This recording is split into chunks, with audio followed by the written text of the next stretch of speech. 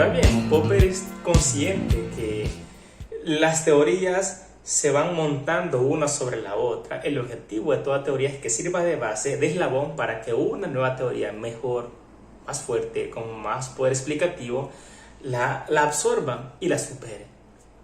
Entonces, bajo esa concepción me parece que Popper logra entender, o más bien logra explicar y dejar clara, que aun y cuando no comparte la perspectiva del optimismo epistemológico de Bacon y de Descartes o de los empiristas y racionalistas, él entiende muy bien esa función social e histórica que tuvieron estas doctrinas.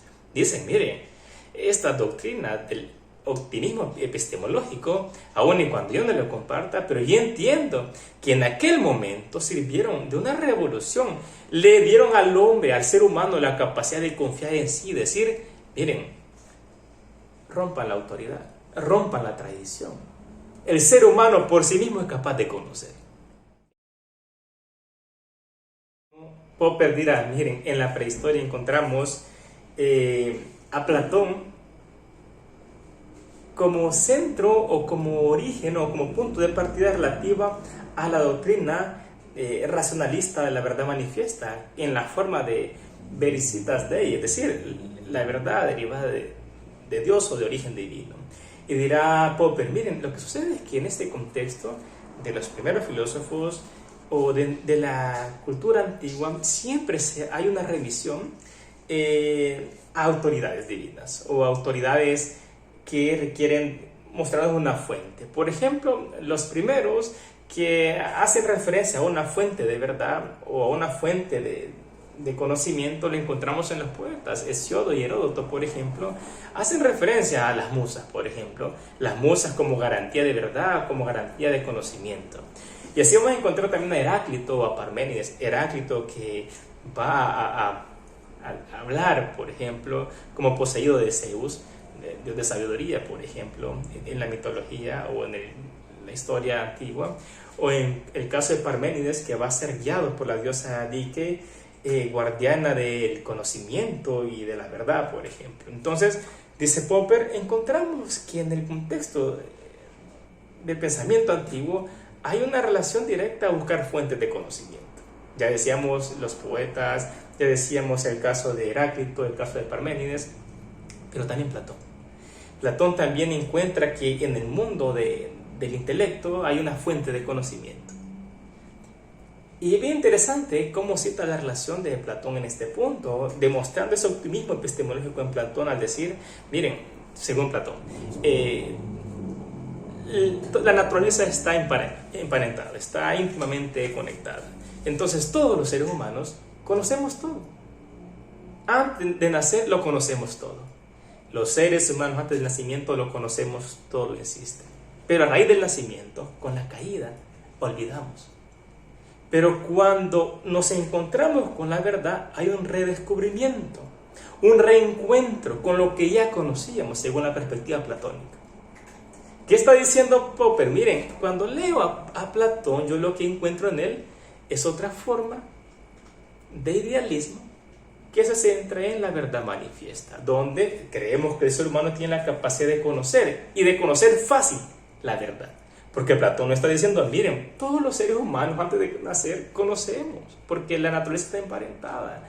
El alma incorruptible, inmortal, está íntimamente, lo conoce todo. Pero cuando nace olvidamos. Pero en la medida que ya hemos nacido y nos encontramos con las cosas, redescubrimos, nos reencontramos. Tiene la capacidad de conocer fácilmente, de identificar la verdad.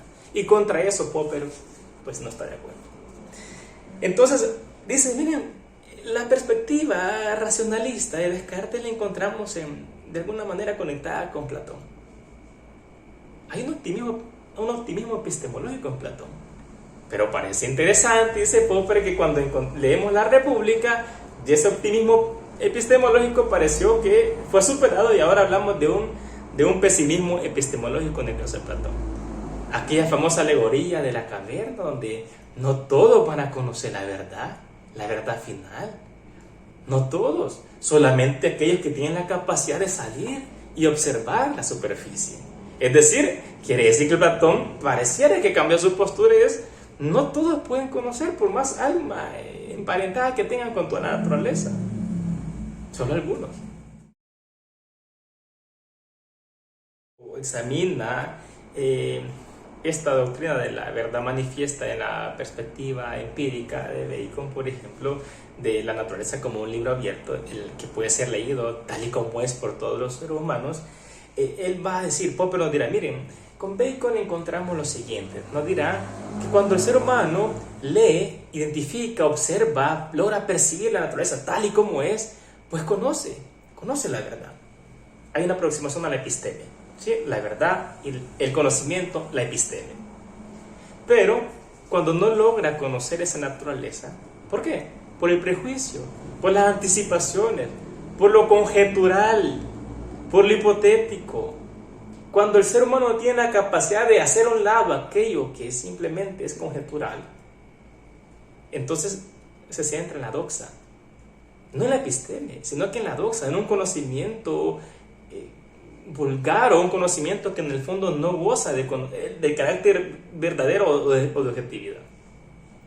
Entonces dirá Popper, miren, yo estoy totalmente en contra de esta perspectiva.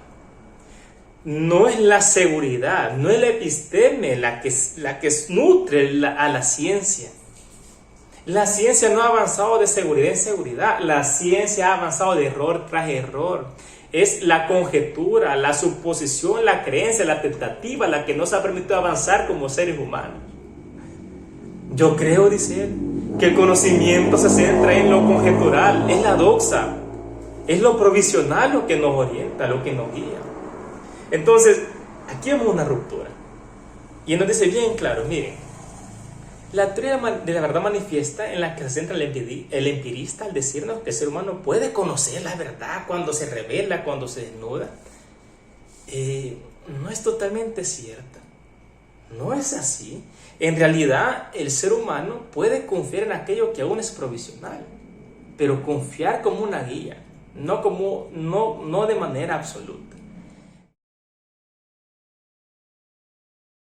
Nos dice Popper, hay que entender que el errar va a confirmar del otro lado la existencia de un patrón objetivo al cual podríamos no adecuarnos y que debemos hacerlo, que sería la verdad objetiva.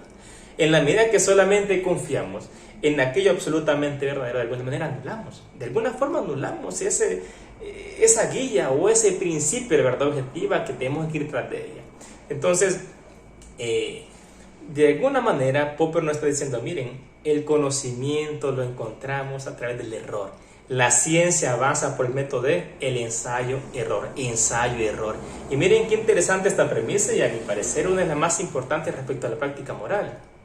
Si errar es tan esencial y podemos confiar, aprender y conocer por el error, tenemos que construir una doctrina de la tolerancia, tal y como lo planteó Voltaire. Es decir, como erramos, como es tan esencial, tan básico errar, tenemos que perdonarnos unos a otros. Esto, dentro de la perspectiva filosófica, va a nutrir mucho una práctica moral o un juicio práctico. ¿Qué hemos dicho hasta este momento entonces? Que Popper, con el fin de explicar de alguna manera cuál es su perspectiva acerca de la forma en la que conocemos y en la que el conocimiento científico se nutre, reacciona contra dos de las grandes teorías que intentan explicar esto. Una que se centra en la razón o del intelecto, que es el racionalismo, y que ataca la perspectiva de Descartes y las que se derivan de ella, por ejemplo, y la otra que se centra en la capacidad de conocer por medio de los sentidos, de la experiencia, de la observación, y que tiene la base de la perspectiva de Bacon y otras derivaciones de esta. Pero entonces dirá, miren, no podemos confiar en un saber absoluto, en un saber totalmente verdadero. La ciencia, el conocimiento, tiene un carácter conjetural, provisional, momentáneo. Mientras no se descarte, podemos confiar en el mismo, pero no podemos confiar a ciegas por completo. No podemos decir que ostentamos la última verdad. No se puede. Ya la historia nos lo ha demostrado. Creíamos que la Tierra era el centro del universo y la experiencia, la observación nos lo comprobaba y resultó que no fue así, por ejemplo. Entonces, ahora viene él. ¿En qué? ¿Cuál es la perspectiva que yo planteo? ¿Cuál es mi postura? Él dirá, ¿y qué es lo que constituye el racionalismo crítico? Dirá, miren, yo me observo o veo a Jenofanes, ¿sí? En el pensamiento antiguo, quien dice, mira, el conocimiento es conjetural. El conocimiento es doxa más que episteme. Es decir, más que seguridad es una provisionalidad. Eso es el conocimiento. Entonces va Jenofanes y va a construir mucho a su perspectiva, va a desarrollar y va a decir, miren, el conocimiento es conjetural, pero puede ser un error. En tanto que es conjetural y que no confiamos 100% en él, pueda que sea un error. Y la ciencia no puede descansar en errores. Entonces, ¿qué es lo que hay que hacer? ¿Cuál es lo propio del científico?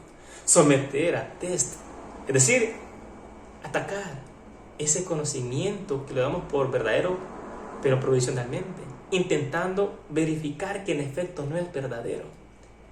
En la medida que contrastamos una teoría con el fin de falsificarla, es decir, para demostrar que no es cierta, pero supera los test, esa teoría se va aproximando cada vez más a la verdad, sin que sea verdad en sí misma. Si una teoría, entre más refutada ha pretendido ser, pero no ha logrado ser refutada, goza de más solidez, aunque no sea verdad en sí, pero nos aproxima cada vez más a la verdad respecto de ese segmento de la realidad que intenta explicar. Entonces, ¿el racionalismo crítico qué es?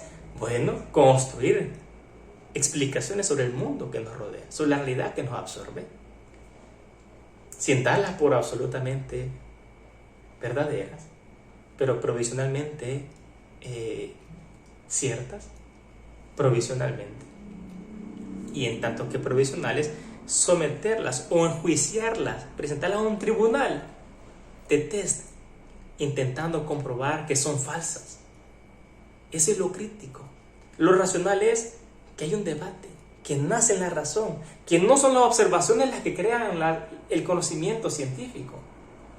Es decir, la observación o la experimentación permite generar test para contrastar o falsificar esas teorías, pero no las crean. Es la razón la que lo va a nutrir, según el racionalismo crítico.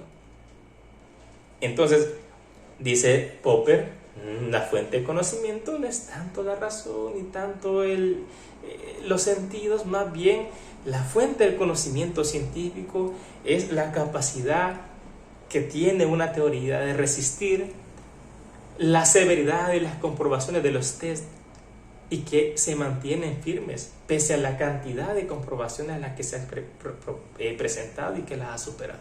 Esto es el racionalismo crítico. Bueno, hemos hablado de conjeturas y refutaciones de la parte introductoria. Espero que este video haya sido de utilidad, de agrado. Si hay alguna recomendación o sugerencia, pues no duden en escribirme en los comentarios. Suscríbanse al canal, recomienden este canal si les parece oportuno. Para mí va a ser de mucha utilidad, de mucha motivación. Repito, luego de 6 años aproximadamente me siento muy motivado, muy alegre de poder compartir de esto que tanto nos apasiona. Hasta la próxima.